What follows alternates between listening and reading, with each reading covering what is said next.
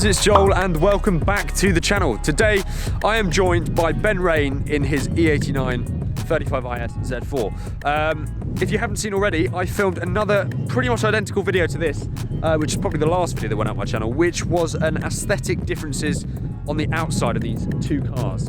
It's obviously sitting there next to my E85 Z4. So if you haven't checked that one out, go and check that out now. But this video, as you can see from the title, is going to be basically the same, but we're going to be comparing the interiors of the cars. As I said in that last video, it's actually kind of nice to just have the two cars sitting next to each other and to just point the camera at them and talk about the differences, because, you know, we're always filming nice looking shots with driving sequences and this, that and the other.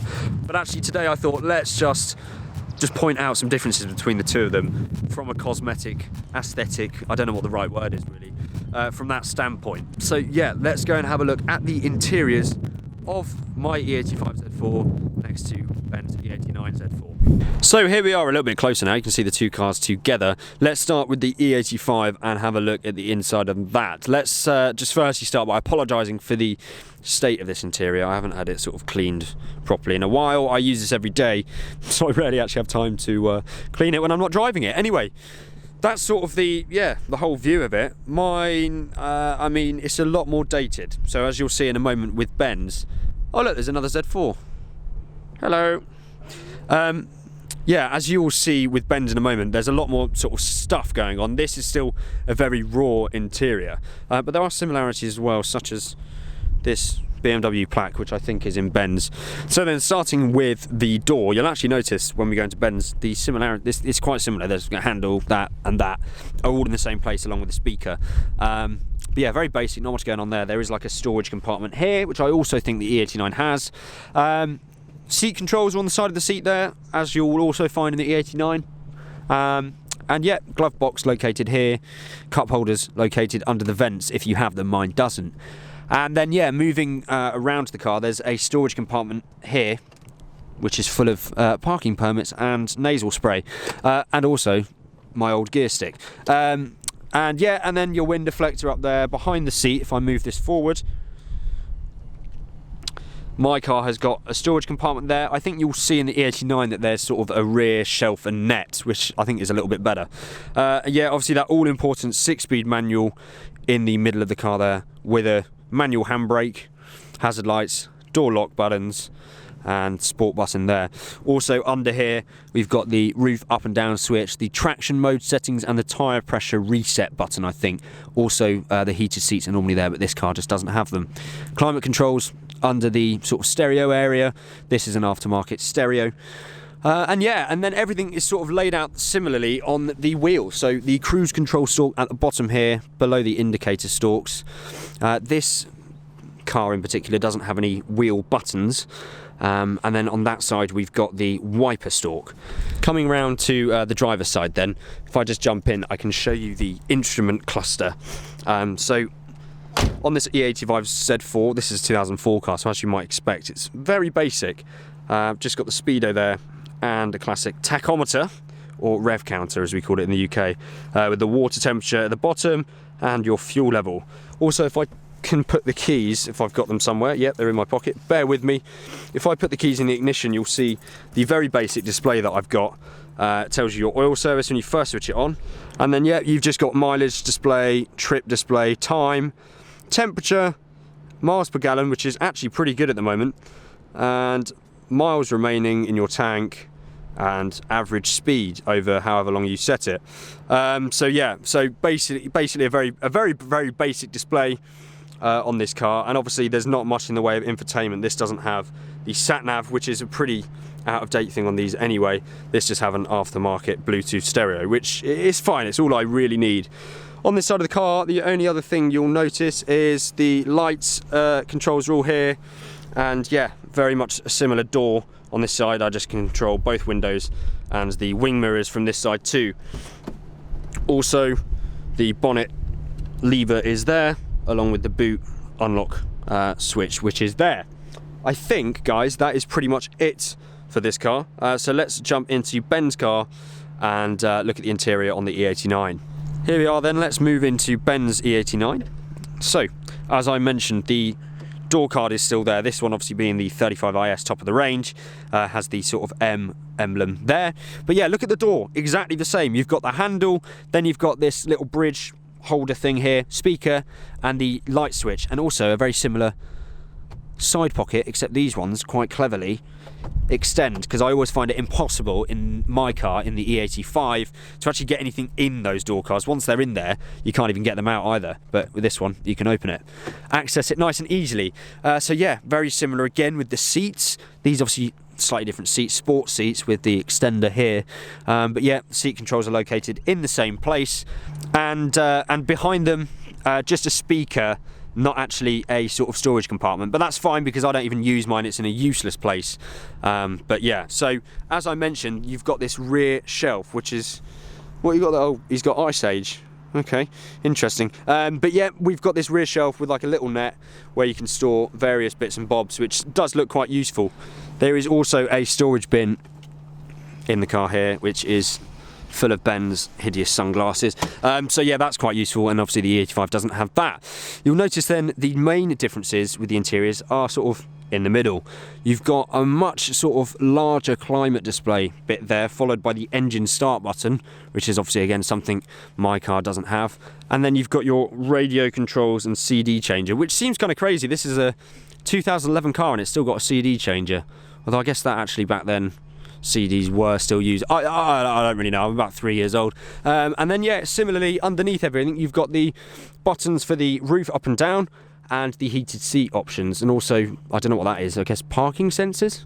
So yeah, you've got all of those sorts of controls in the same place, along with the little storage thing that my car also has, which I actually failed to show you on my car, but that is there as well. Okay, and then like in my car, let's sit on the driver's side now and show you the differences from here. I do love this car actually, it's very nice to sit in. And so you've actually got a few more switches compared to mine in the door, because you've got the rear windows in this car as well as, what the hell are these? Why are there 4 window switches? I've got 4 windows, mate. What? So you've got the 2 main windows, then you've got these 2 little windows. And then that's all of them. And that's all of them. So actually, yes, so you've got loads of switches. Thank you, Ben, for helping me out there. I got a little bit stuck. Yeah, you've got those switches. Like on the other side as well, another door pocket which opens like that. And I'm doing this all in the wrong order, but you've got the bonnet latch handle there like you do in my car. There's no boot open button though, but I guess you don't need it in this one. So, the main difference, obviously, mine being the manual, this is actually the DCT box, so it's got the flappy paddles as well, which I love. Yeah, I love it all, it's great. In the middle, you've got all of these other buttons, which my car obviously doesn't have. This here is the whole handbrake is this, it's an electronic handbrake, and this little cluster controls the screen that comes up there, which I think if I just push the key in, maybe? There you go, it comes up. And, yeah, you can see this controls various options on here. I have no idea how to use it, so I'm not going to go and mess up any of Ben's settings. Oh, I've managed to just turn the radio on. There we go. So yeah, all of those buttons, and then you've got various driving modes here, which again I guess is the substitute for my traction button. This has got the traction button, but it's also got different sport settings as well, whereas mine only has the 1 sport and 1 option to turn traction off. So yeah, that's all of that. And then looking straight in front of me, this is also a very nice thing to look at. You still only have a very simple sort of instrument cluster. If I just push the engine start button there, I think everything should come up. It's still actually a relatively simple instrument cluster. There's no sort of full virtual cockpit display or anything. You've just got a normal speedometer with your fuel and a tachometer rev counter there, with again your water temperature or oil temperature. I'm not sure what that is actually, I think it's water. And then yeah, again like mine, sort of in the middle, although mine's there, you've got a few little options which I'm not actually too sure how you scroll through, but I think, you know, there's just basic stuff on there like in mine as well.